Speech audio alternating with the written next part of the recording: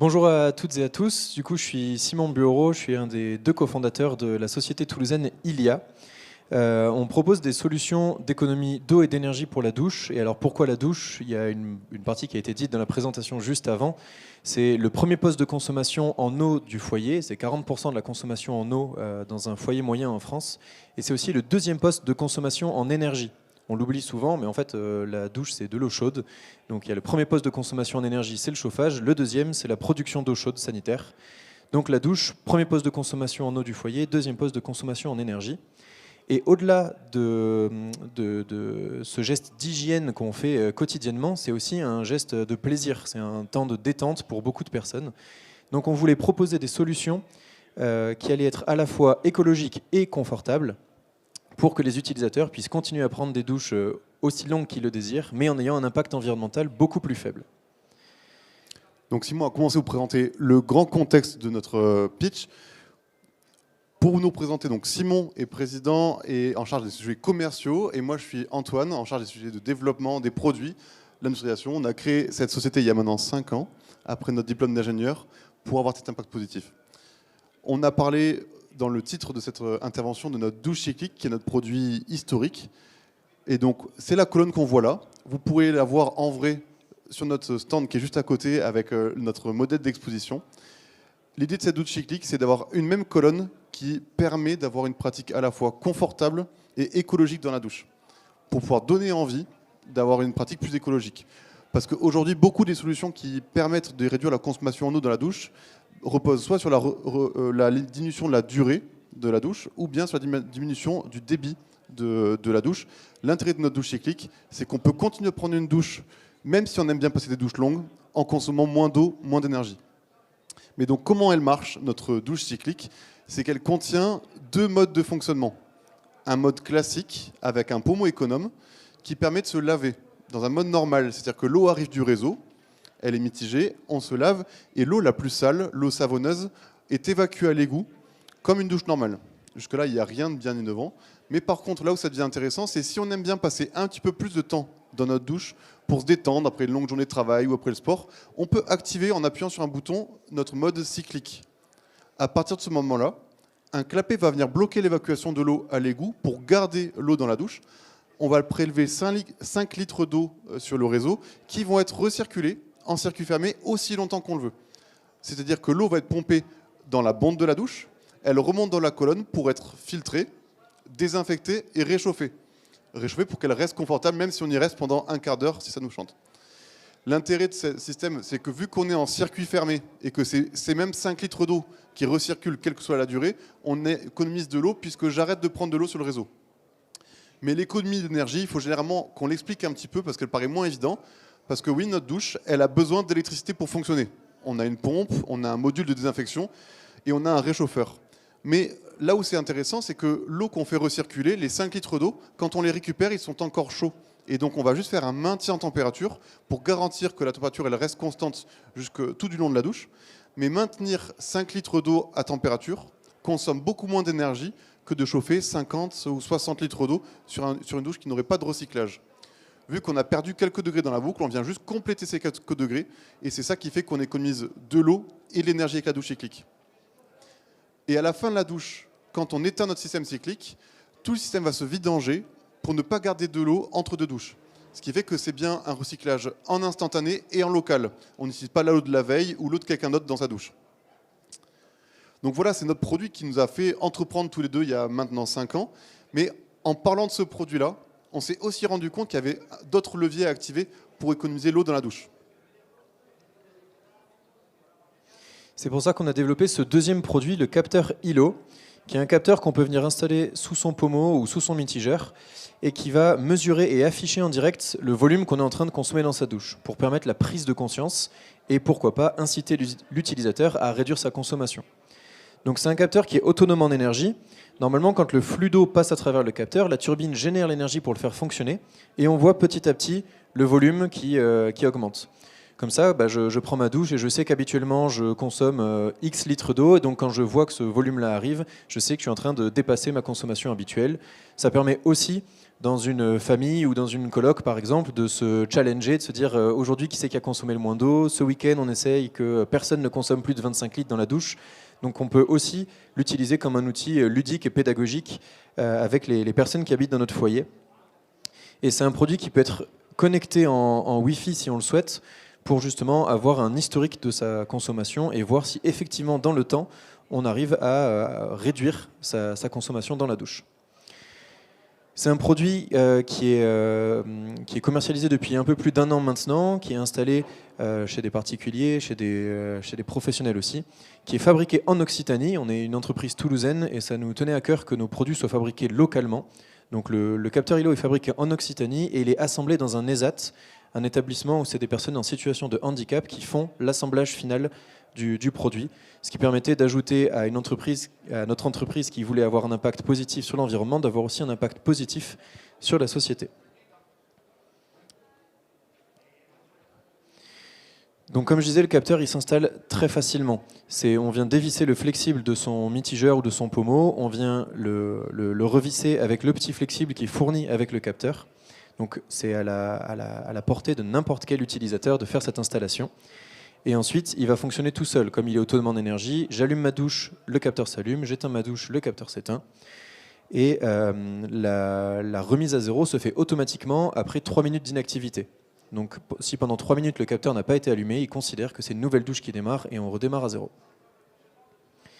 Et pour montrer un peu plus la plateforme sur laquelle on peut voir les données, on voit ici un exemple d'un capteur où on peut voir chaque jour plusieurs douches qui ont été prises. On voit que dans ce foyer, une des douches est plus longue que l'autre, mais on voit aussi que l'impact de la sensibilisation peut permettre d'avoir une réduction de la consommation en eau.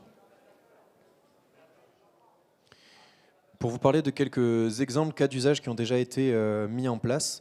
Donc on voit sur la diapo la toute première douche cyclique qu'on a installée il y a un peu plus d'1 an dans les locaux d'entreprise où on est installé à Toulouse, dans la pépinière d'entreprise où on est installé. Donc esthétiquement, la douche a évolué aujourd'hui. Si vous venez la voir tout à l'heure, vous verrez qu'elle est un peu plus jolie que celle-là. Mais ça permettait d'avoir un premier test en situation réelle avec des utilisateurs et puis à domicile pour nous.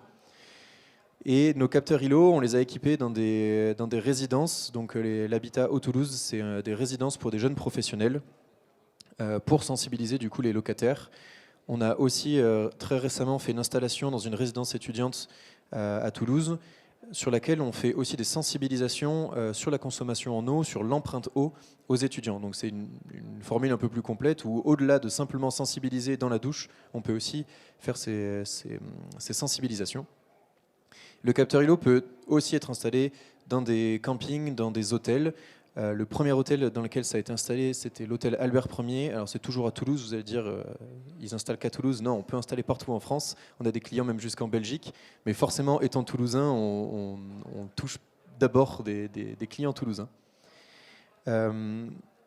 Et on peut aussi utiliser ce capteur ILO comme on l'a utilisé il y a quelques années sur le chantier du Comet à Orléans, en outil de diagnostic à la consommation.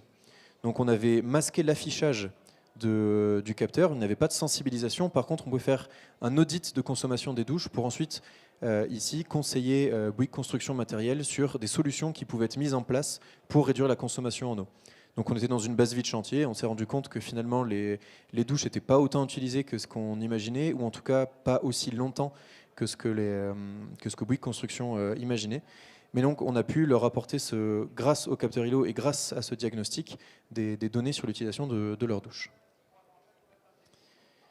Merci pour votre attention. On imagine que vous avez plein de questions. On sera là tout à l'heure avec Antoine pour vous faire la démonstration de la douche cyclique si vous voulez. Mais si vous avez déjà des questions, on vous écoute. Merci.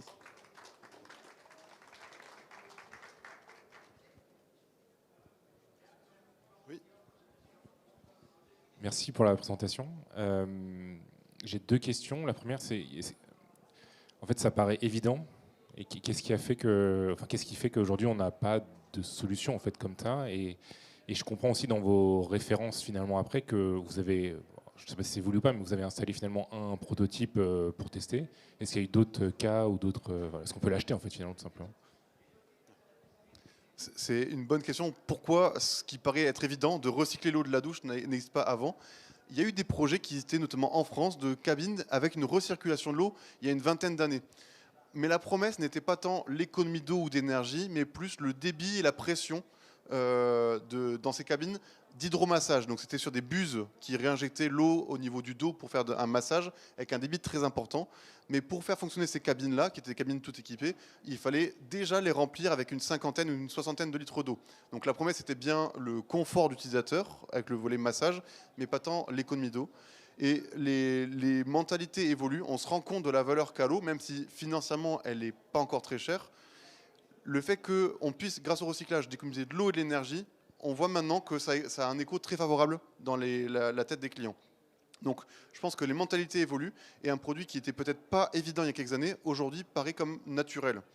Et sur la question de où est-ce qu'on peut l'acheter, on a lancé les précommandes de notre douche et effectivement on avait un prototype installé en bêta-test depuis juin 2023, mais là on a fabriqué 10 douches, 10 unités de pré-série, donc avec une version qu'on va pouvoir dupliquer en production.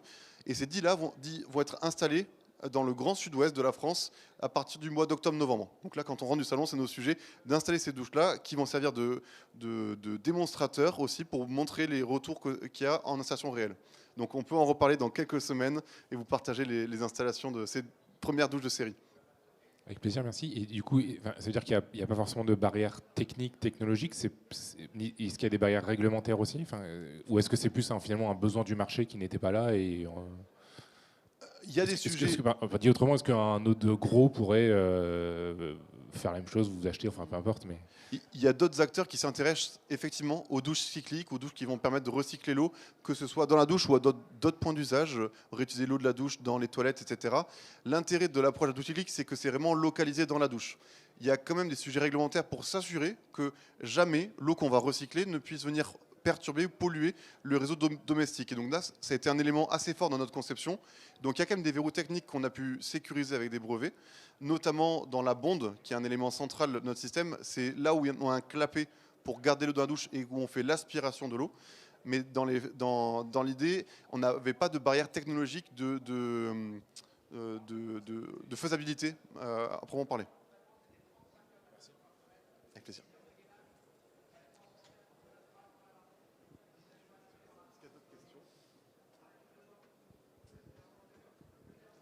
S'il n'y a pas d'autres questions en plénière, on pourra continuer à discuter avec ceux qui le veulent à notre stand. Ah, il y a une autre question ici. Est-ce que vous avez une cible de prix public pour un produit comme ça? Oui, le prix public de la douche cyclique, c'est 3 000 € TTC. Donc c'est le prix final pour le client utilisateur. Et c'est comme on disait, donc avec les économies d'eau et d'énergie qu'on peut réaliser, ça veut dire aussi des économies financières sur sa facture à la fin du mois. Et donc pour une famille moyenne en France, la rentabilisation, le retour sur investissement peut arriver au bout de 4-5 ans. Et alors avec les prix de l'eau et de l'énergie qui augmentent, ce retour sur investissement peut être encore plus court. Mais ça montre bien qu'il y a un intérêt à ce que cette douche soit réellement utilisée par des utilisateurs qui prennent des douches régulières et longues. Si on a un utilisateur qui est plutôt adepte des douches très courtes, très techniques, très rapides, ce n'est pas forcément un système qui est adapté à cet usage-là. Par contre, quand on aime passer 15-20 minutes dans sa douche, on croise même des gens qui nous disent qu'ils y passent plus de 30 ou 40 minutes. Là, à ce moment-là, c'est complètement un produit pour eux.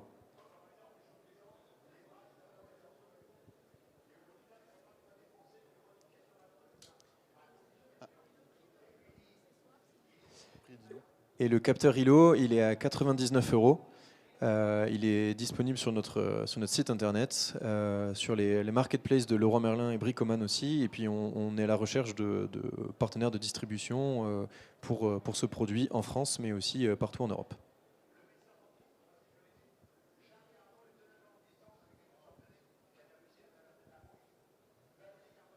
Si on arrive au bout des questions de la salle, on vous remercie de nous avoir écoutés et on vous propose à ceux qui le veulent de venir voir la démonstration sur notre stand qui est juste à 5 mètres sur la droite.